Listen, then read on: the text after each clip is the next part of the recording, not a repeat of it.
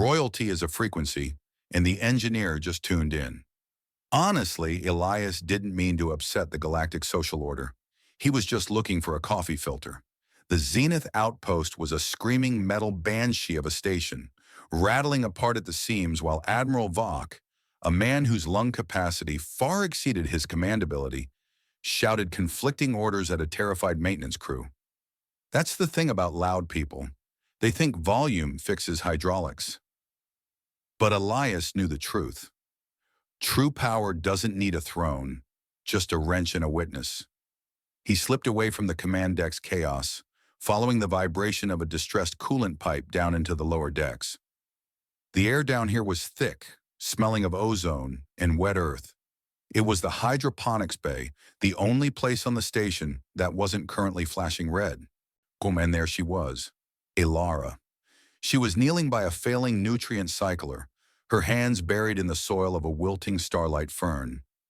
To the casual observer, she was just a tender, a zillion with iridescent, chitinous plating that usually signaled a low-caste worker.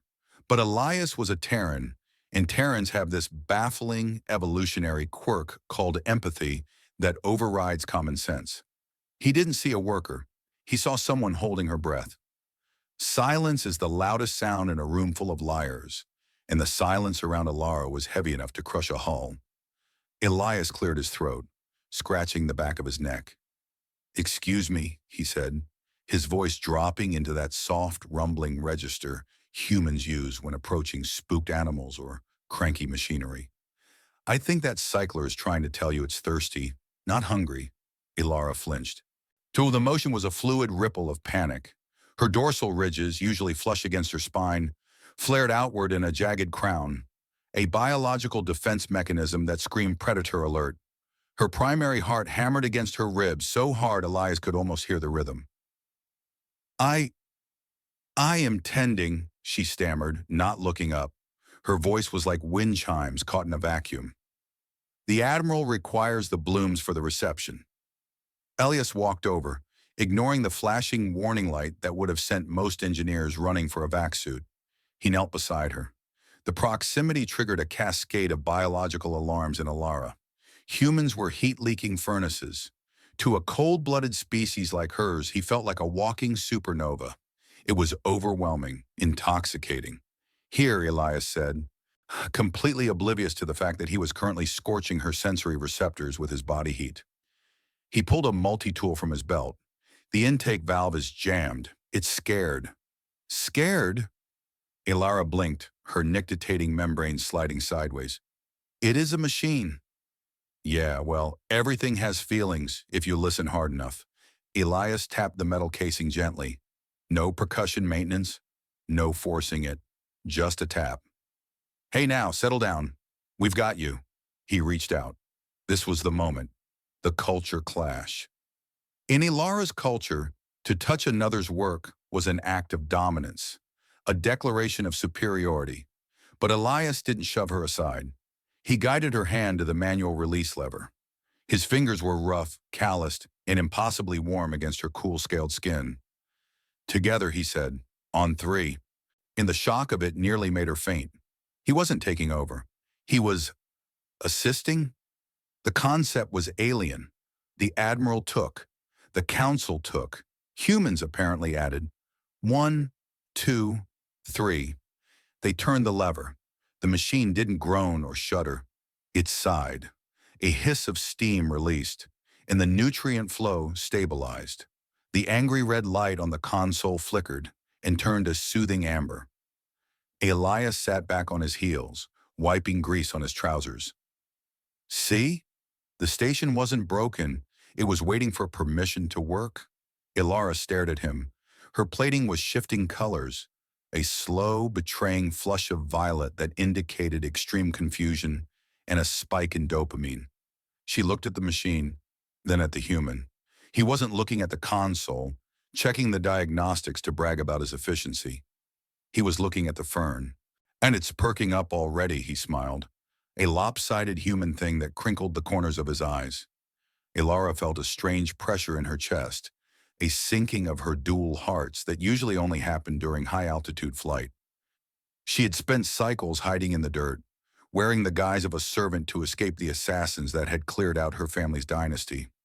She knew how to spot a lie. She knew how to spot ambition. She had never seen someone simply notice. He noticed the machine's stress. He noticed the plant's need. And terrifyingly, he seemed to notice her, not the empress in exile and not the lowly gardener. Just her. "You have a touch," Ilara whispered, the words slipping out before she could check them against protocol. "The machine spirit. It obeys you." Elias laughed, a low sound that vibrated in the floorboards. "Nah. I just know that shouting at a locked door never opens it. You have to knock." He stood up, his knees cracking. "Anyway, I should get back before the Admiral blows a gasket. But, He paused, reaching into his pocket and pulling out a small foil-wrapped square. Terran chocolate. High calorie, high sugar. Probably toxic to half the galaxy, but he offered it like a peace treaty. "Sugar crash is real. Keep your energy up. You're doing the real work down here."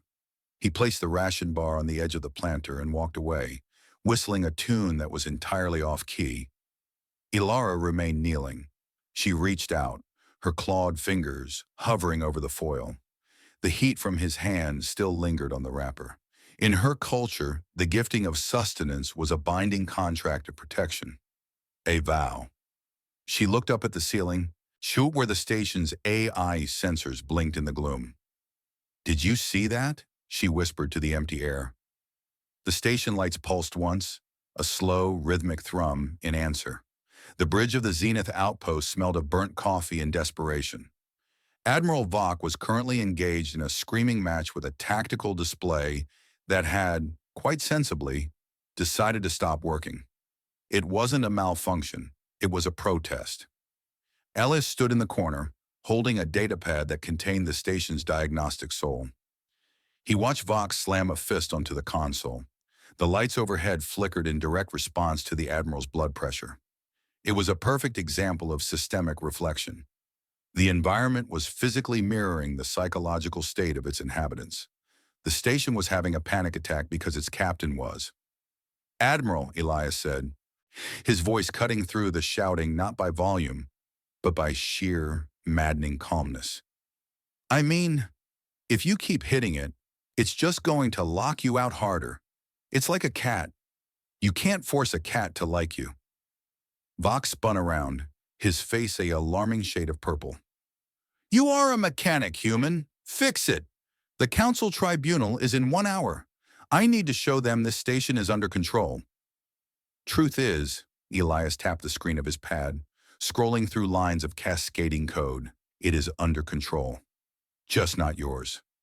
The silence that followed was heavy, wet, and dangerous. Elias walked forward, placing the pad on the central table. He felt the eyes of the bridge crew, terrified, exhausted on him. "Look at the logs. Every system you tried to override today failed. Life support, gravity, defense grid. But look here. Timestamp 0800. Hydroponics."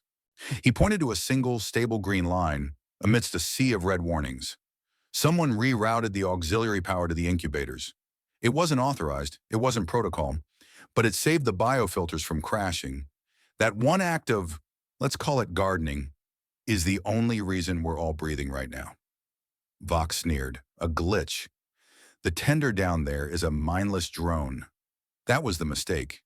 Leadership isn't about the performance of authority. It's about understanding the system you govern. And Vok had just insulted the system's favorite person. The doors to the bridge didn't whoosh open with their usual pneumatic hiss. They glided apart, silent and reverent. Ilara stepped through. She wasn't wearing royal robes. She was still in her stained hydroponics coveralls, smelling of damp earth and the chocolate Elias had given her. But something biological had shifted. Her posture wasn't hunched anymore. Her scales, previously a dull, camouflaged gray, were rippling with a bioluminescent gold deep beneath the chitin. The bridge crew gasped.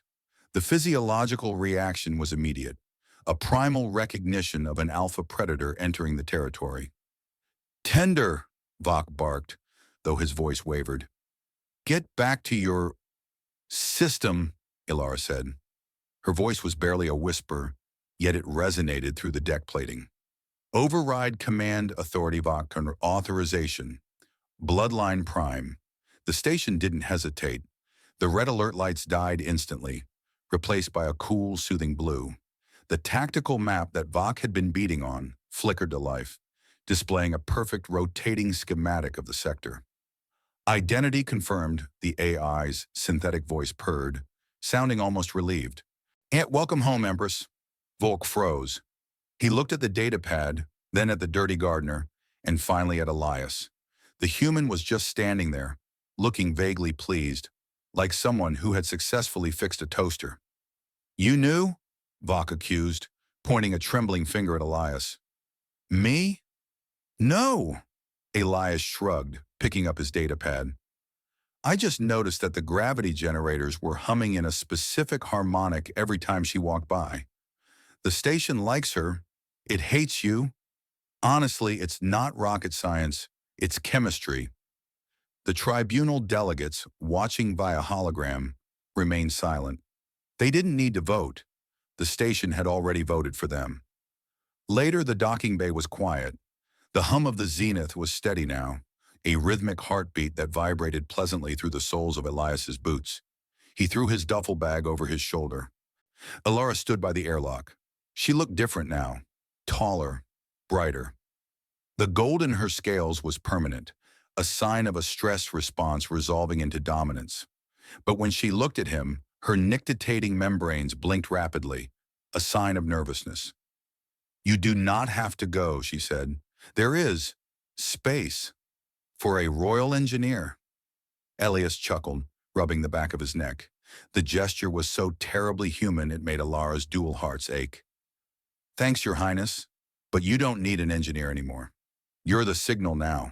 Everything else is just noise. He stepped closer. The distance between them was charged, a static field of biology trying to bridge the gap between species. Besides, he added softly, leaning in just enough that she could feel the impossible heat of him, I'm not really cut out for palaces. I'm better at the broken places. He reached out, and for a second, she thought he might bow. Instead, he reached past her shoulder and tapped the door sensor. It had been sticking earlier. There, a little percussive maintenance. Keep listening to the quiet parts, Ilara. That's where the truth lives. He walked up the ramp, waving a hand without looking back. Ilara touched the sensor he had fixed. It was still warm. She stood there for a long time, listening to the station purr around her, realizing that the most important thing the human had fixed wasn't the engine or the cycler. He had fixed her ability to be seen, and somewhere in the dark, between the stars, she knew he was already looking for the next thing that everyone else had ignored.